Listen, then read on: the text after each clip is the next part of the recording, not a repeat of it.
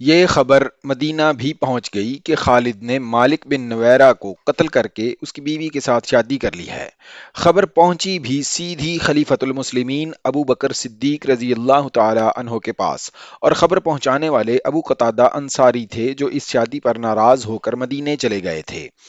ابو بکر نے اس خبر کو زیادہ اہمیت نہ دی۔ انہوں نے کہا کہ خالد کو رسول کریم نے سیف اللہ کا خطاب دیا تھا، ان کے خلاف وہ کوئی کارروائی نہیں کریں گے۔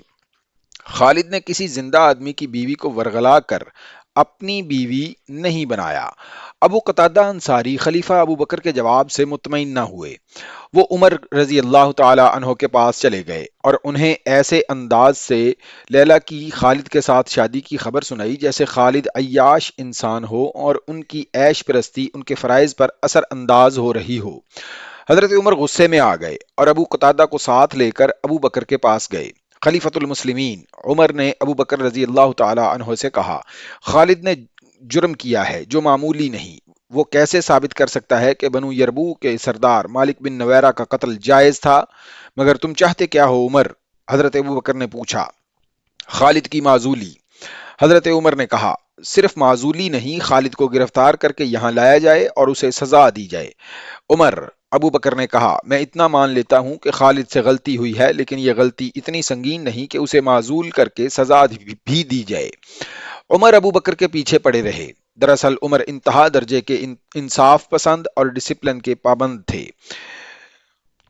وہ نہیں چاہتے تھے کہ سالاروں میں کوئی غلط حرکت رواج پا جائے۔ نہیں عمر، ابو بکر نے کہا، میں اس شمشیر کو نیام میں نہیں ڈال سکتا جسے اللہ نے کافروں پر مسلط کیا ہے۔ عمر مطمئن نہ ہوئے۔ ابو بکر عمر کو بھی ناراض نہیں کرنا چاہتے تھے۔ انہوں نے خالد کو مدینے بلوا لیا۔ خالد بڑی مسافت طے کر کے بہت دنوں بعد مدینہ پہنچے۔ وہ سب سے پہلے مسجد نبوی میں گئے۔ انہوں نے اپنے امامے میں ایک تیر اڑس رکھا تھا۔ عمر مسجد میں موجود تھے۔ خالد کو دیکھ کر عمر طیش میں آ گئے۔ وہ اٹھے، خالد کے امامے سے تیر کھینچ کر نکالا اور اسے توڑ کر پھینک دیا۔ تم نے ایک مسلمان کو قتل کیا ہے، عمر نے غصے سے کہا، اور اس کی بیوی کو اپنی بیوی بنا لیا ہے، تم سنسار کر دینے کے قابل ہو۔ خالد ڈسپلن کے پابند تھے۔ وہ چپ رہے۔ انہوں نے عمر کے غصے کو قبول کر لیا۔ وہ خاموشی سے مسجد سے نکل آئے اور خلیفۃ المسلمین ابو بکر کے ہاں چلے گئے۔ انہیں ابو بکر نے ہی جواب طلبی کے لیے بلایا تھا۔ ابو بکر کے کہنے پر خالد نے مالک بن نویرہ کے تمام جرائم سنے اور ثابت کیا کہ وہ مسلمان نہیں بلکہ مسلمانوں کا دشمن تھا۔ ابو بکر خالد سے بہت خفا ہوئے۔ انہیں تنبیہ کی کہ آئندہ وہ ایسی کوئی حرکت نہ کریں جس سے دوسرے سالاروں میں غلط رواج پیدا ہو۔ ابو بکر نے تبری اور ہیکل کے مطابق فیصلہ سنایا کہ مفتوحہ قبیلے کی کسی عورت کے ساتھ شادی کر لینا اور عدت کا عرصہ پورا نہ کرنا عربوں کے رواج کے عین مطابق ہے۔ اس عورت کو آخر لونڈی بننا تھا۔ یہ اس کے آقا کی مرضی ہے کہ اسے لونڈی بنائے رکھے یا اسے اپنے نکاح میں لے لے۔ ابو بکر نے اپنے فیصلے میں کہا کہ اس وقت مسلمان ہر طرف سے خطروں میں گھرے ہوئے ہیں۔ باغی قبیلے باغی ہوتے جا رہے ہیں۔ اپنے پاس نفری بہت تھوڑی ہے۔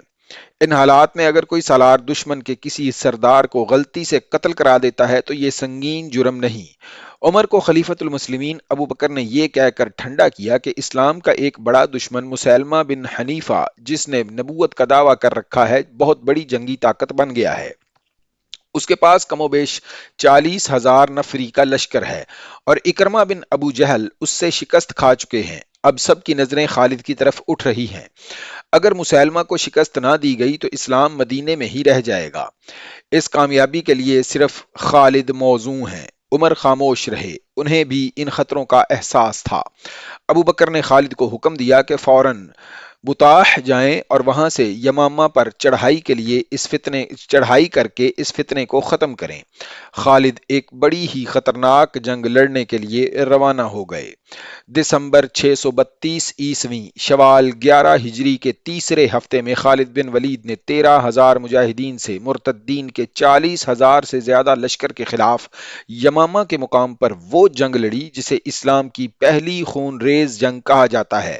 اس جنگ کا آخری مارکہ ایک وسیع باغ حدیقۃ الرحمن میں لڑا گیا۔ وہاں دونوں طرف اس قدر جانی نقصان ہوا تھا کہ حدیقۃ الرحمن کو لوگ حدیقۃ الموت یعنی موت کا باغ کہنے لگے۔ آج تک اسے حدیقۃ الموت کہا جاتا ہے۔ اس وقت خالد مدینہ میں تھے۔ انہیں خلیفۃ المسلمین ابو بکر نے عمر کی اس شکایت پر جواب طلبی کے لیے مدینہ بلایا تھا کہ انہوں نے مالک بن نویرہ کو قتل کروا کر اس کی بیوی لیلا کے ساتھ شادی کر لی۔ ابو بکر نے ان حالات کو دیکھتے ہوئے جن میں اسلام گھر گیا تھا خالد کے حق میں فیصلہ دیا اور خالد کو واپس بطاح جانے اور یمامہ کے مسیلمہ کذاب کے فتنے کو ختم کرنے کا حکم دیا تھا۔ مسیلمہ کذاب کے متعلق بتایا جا چکا ہے کہ اس نے نبوت کا دعویٰ کر رکھا تھا۔ اس کے پیروکاروں کی تعداد اتنی زیادہ ہو گئی تھی کہ اس کا لشکر مسلمانوں کے لیے خطرہ بن گیا تھا۔ اس وقت تک مسلمان ایک طاقت بن چکے تھے لیکن مسیلمہ کی طاقت بڑھتی جا رہی تھی۔ یہ مدینہ کے لیے بھی خطرہ تھا اور اسلام کے لیے بھی۔ مدینہ سلطنت اسلامیہ کا مرکز تھا۔ خالد کا لشکر بطاح میں تھا۔ وہیں انہوں نے مالک بن نویرہ کو سزائے موت دی اور اس کی انتہائی حسین بیوی لیلا کے ساتھ شادی کی تھی۔ لیلا وہیں تھی۔ خالد بطاح کو روانہ ہو گئے۔ انہیں معلوم تھا کہ ان کے پرانے ساتھی سالار اکرمہ اسی علاقے میں اپنے لشکر کے ساتھ موجود ہیں اور مسیلمہ کے خلاف مدد کو پہنچیں گے۔ اکرمہ بن ابو جہل ان 11 سالاروں میں سے تھے جنہیں خلیفۃ المسلمین نے مختلف علاقوں میں مرتد اور باغی قبائل کی سرکوبی کے لیے بھیجا تھا۔ دوسرے قبیلے اتنے طاقتور نہیں تھے جتنا مسیلمہ کا قبیلہ بنو حنیفہ تھا، اس لیے اس علاقے میں اکرمہ کو بھیجا گیا تھا۔ ان کے پیچھے پیچھے ایک اور سالار شرجیل بن حسنہ کو بھیج دیا گیا۔ خلیفہ ابو بکر نے سالار شرجیل کو یہ حکم دیا تھا کہ وہ اکرمہ کو مدد دیں گے۔ اکرمہ یمامہ کی طرف جا رہے تھے۔ یہ 2-2.5 مہینے پہلے کی بات ہے۔ اس وقت خالد طلیحہ سے نبرد آزما تھے۔ انہوں نے طلیحہ کو بہت بری شکست دی تھی۔ یہ خبر اکرمہ تک پہنچی تو وہ جوش میں آ گئے۔ انہوں نے ابھی کسی قبیلے کے خلاف جنگی کاروائی نہیں کی تھی۔ کچھ دنوں بعد اکرمہ کو خبر ملی کہ خالد نے سلمہ کے طاقتور لشکر کو شکست دی ہے۔ مورخ لکھتے ہیں کہ اکرمہ پر انسانی فطرت کی ایک کمزوری غالب آ گئی۔ انہوں نے اپنے ساتھی سالاروں سے کہا کہ خالد فتح پر فتح حاصل کرتے جا رہے ہیں اور انہیں ابھی لڑنے کا بھی موقع نہیں ملا۔ خالد اور اکرمہ اسلام قبول کرنے سے پہلے کے ساتھی اور ایک جیسے جنگجو اور میدان جنگ کے ایک جیسے قائد تھے۔ کیوں نہ ہم ایک ایسی فتح حاصل کریں جس کے سامنے خالد کی تمام فتوحات کی اہمیت ختم ہو جائے۔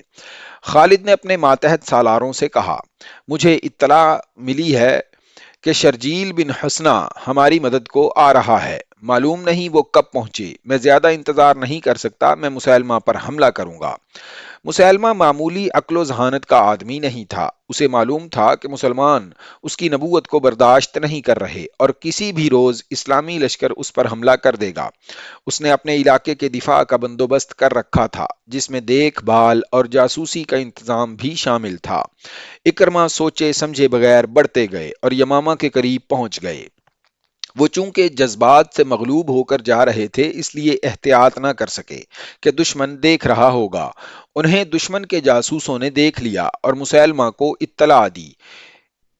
ایک علاقے میں جہاں اونچے ٹیلے اور ٹیکریاں تھیں، اکرمہ کو مسیلمہ کے کچھ آدمی دکھائی دیے۔ اکرمہ نے ان پر حملہ کر دیا، مگر یہ مسیلمہ کا بچھایا ہوا جال تھا۔ مسیلمہ نے وہاں خاصا لشکر چھپا رکھا تھا جس نے دائیں بائیں سے اکرمہ کے لشکر پر حملہ کر دیا۔ اکرمہ اس غیر متوقع صورتحال میں سنبھل نہ سکے۔ مسیلمہ کے لشکر نے انہیں سنبھلنے ہی نہ دیا۔ اکرمہ کے ساتھ نامی گرامی اور تجربہ کار سالار اور کماندار تھے، لیکن میدان دشمن کے ہاتھ میں تھا۔ اس نے مسلمانوں کی کوئی چال کامیاب نہ ہونے دی۔